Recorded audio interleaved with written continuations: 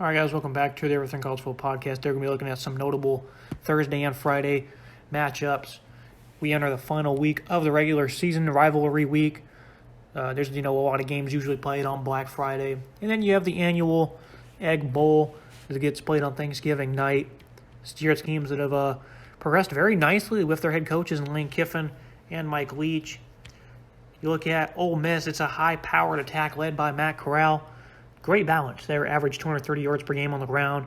Jerry and Ely, Snoop Connor, Parrish gets involved. Very good running game. The balance they have is phenomenal. They haven't been very good on third down this year. It's been a big problem for them. But overall, they're really good at getting up and down the field in a hurry. Braylon Sanders, Dontario Drummond, those are the big hitters in the passing game. Ja'Cour Pearson, he's a smaller guy, but he's a big play threat with those vertical seam routes. I really like him. The offensive line, they've not been exactly great in pass protection. Pass pro, mainly they've struggled more so in. Obviously, they get a great push on the offensive line. They're really good at running between the tackles. Mississippi State, it's not like they've been much better on the offensive front. Charles Cross for Mississippi State, he's probably the best lineman, one of the best linemen in the country at left tackle for the Bulldogs. They face the 6th-ranked nationally team in sacks. Sam Williams has been a complete force off the edge for the Rebels. Chance Campbell from his inside linebacker spot, he's also been very good in reuniting with DJ Durkin. This defense has made some big strides, but they're not great on defense. They've played much better. They're very good when they have that energy. Playing at home's a big edge for them. They go on the road for this one. 100th ranked run defense for the Rebels. They were pretty good against Texas A&M. They played a very good game that night a couple weeks ago. I think Mississippi State, though, they certainly have an edge against the run. 7th in FBS in stopping it. Tyrus Wheat, Aaron Brule, a couple of the notable names. It's really a collective effort in slowing down the run.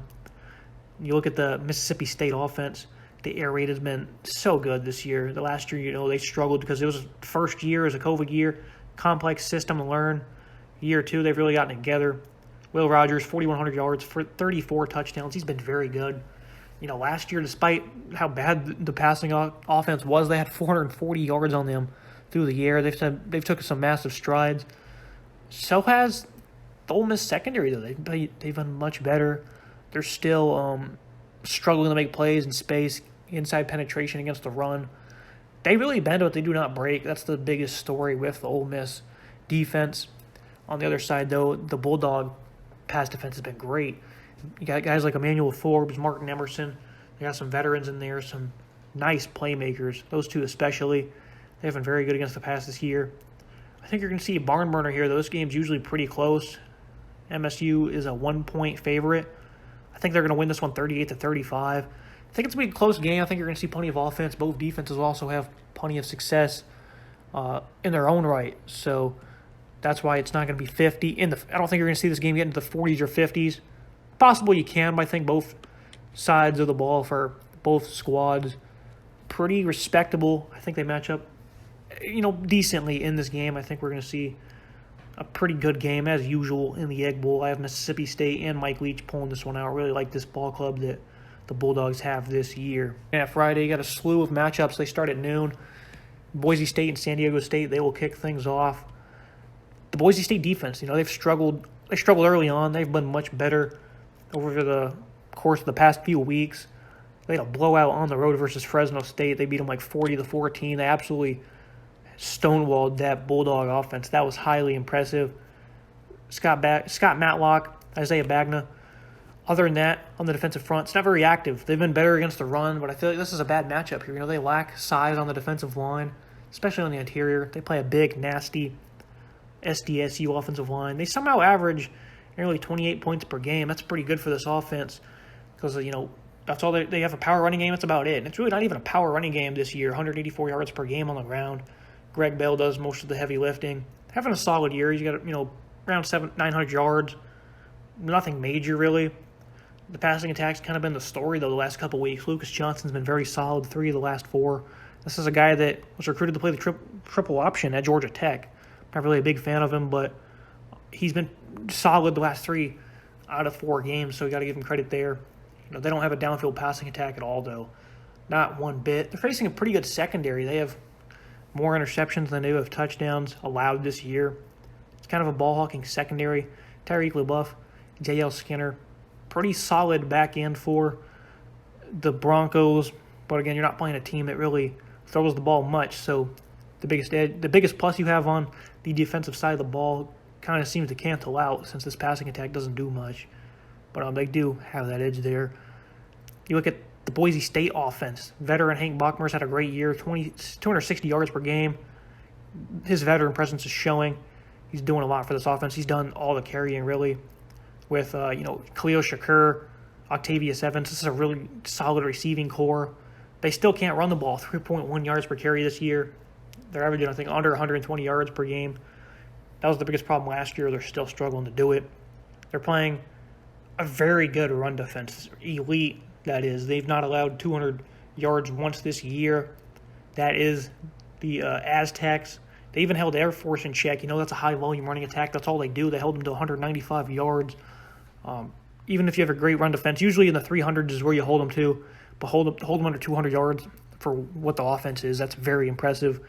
Cam Thomas off the edge, he's been a beast, man. 18 tackles for loss. He's the tone setter for them. Keyshawn Banks, Jonah Tavai, though, on this defensive line. I really like what they bring to the table. It's a low-scoring defensive affair is, I think, what you can expect in this one. Trenton Thompson, Taylor Hawkins, they're the stars for the Aztecs secondary. I just told you about the ones for the Broncos. These guys are just as good. Trenton Thompson have a big year, leads the team in picks, also has double-figure pass breakups. They allow a fair amount of big plays, though, but I think the defensive line is going to control the game. I think the Aztecs will win this one 24-16. I'll just harp on what I just said a second ago. I think the secondary is going to give up some big plays. Shakur is just that good. Bachmer's having a really good year. I think overall they're not going to break in the end zone. And I think the defensive line overall is going to have a big day. It's really going to control and limit what Boise State can do. The size differential is kind of solid for the Aztecs compared to the BSU defensive front. And that's kind of their specialties, running the ball. So I think they'll do an admirable job of running the ball. They should. They're at home for this one too, so they should be able to itch this one out. On noon at Friday, what is that? 9 a.m. kickoff over there? That's pretty interesting. But yep, 12 p.m. on CBS. Aztecs will host the Broncos. We're gonna go on down the list here. 7 p.m. on Friday, Black Friday, North Carolina. They travel to take on NC State. Sam Howell's a question mark. I don't know if he's going to be playing. He didn't play against Wofford. Maybe they're just holding him out for that one game. A big part of their offense, though, has been the running game. Struggled mightily early on in the year. It really came together the last couple weeks. Ty Chandler has eclipsed the 1,000-yard mark. They've played some tough opponents, so the running game has been churning very well. Didn't show up against Pitt, though. They have another tough matchup here with NC State. Josh Downs, he's been phenomenal at receiver. 90 grabs for nearly 1,200 yards. Other than that, Antonio Green, he's really been their only other big play guy. All year it's kind of been a struggle is finding that number 2 at receiver for the Tar Heels. NC State, though, they played a very good game against Wake Forest a couple weeks ago, only 406 yards of offense.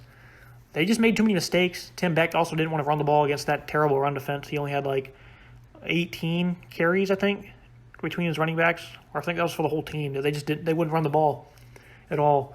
And, for example, Ty Chandler had 200 yards. I know he had 3 or 4 scores against Wake Forest.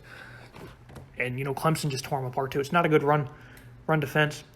So they didn't control the clock at all in that game. Their defense played very well, especially against the pass. They gave up occasional plays, and, Wake ended up scoring 40+. But for the most part, they played a very good game on the defensive side of the ball. Offense just couldn't get it together in terms of play calling and whatnot. They threw the ball very well. Devin Leary's having a big year.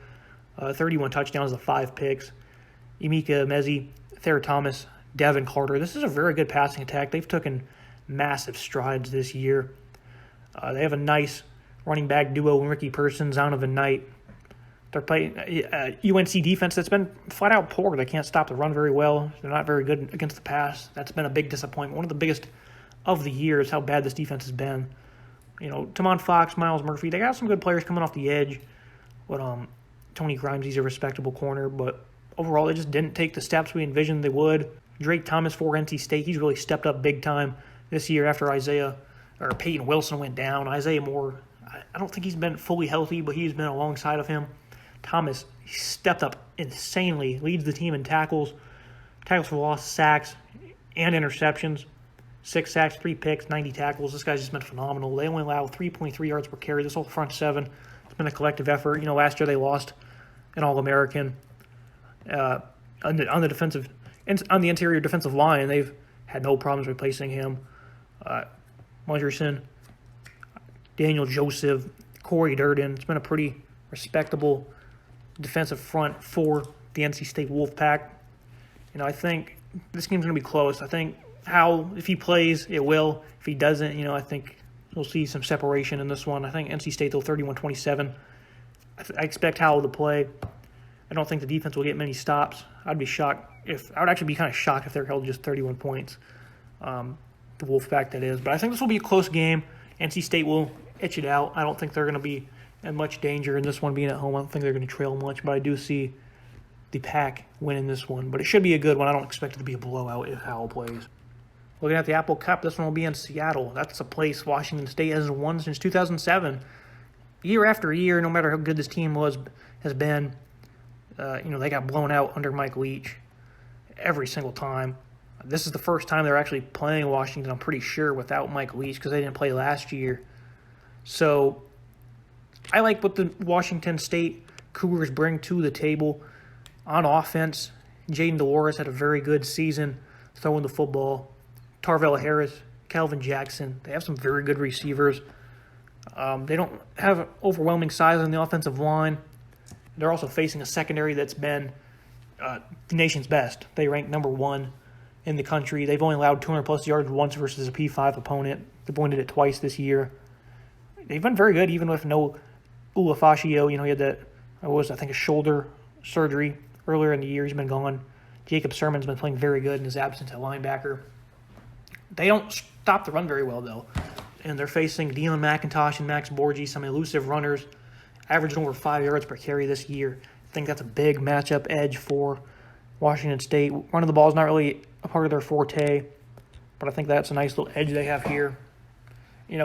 They've struggled mightily, the Huskies, to stop the run, but it hasn't led to any success for the opposing offense in play action. The secondary's still just been phenomenal. Trent McDuffie, Kyler Gordon, and then you have Brendan Radley-Hiles in the nickel as a slot. He's been very good this season.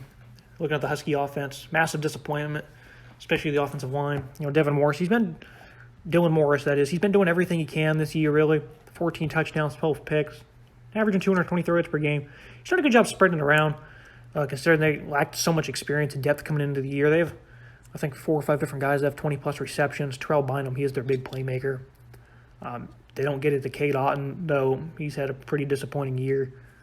Last year he had that big breakout in the few games they played. Overall, this offense, 110th in yards per game. They don't run the ball very well. That's been a big problem the last couple of years. Richard Newton, he only played in a couple of games this year. Kamari Pleasant hasn't really stepped up. It's been kind of just a disaster for the running game. They're playing a defense that's improved mightily. They allowed 38 points per game last year. It's down to 25 this year. Ron Stone and Jahad Woods are two of the best playmakers in the front seven. Feels like Woods has been there forever at Washington State. He's a veteran. He's never beat these guys. He wants to get that job done. Neither has one of their top DBs, Danny Islam.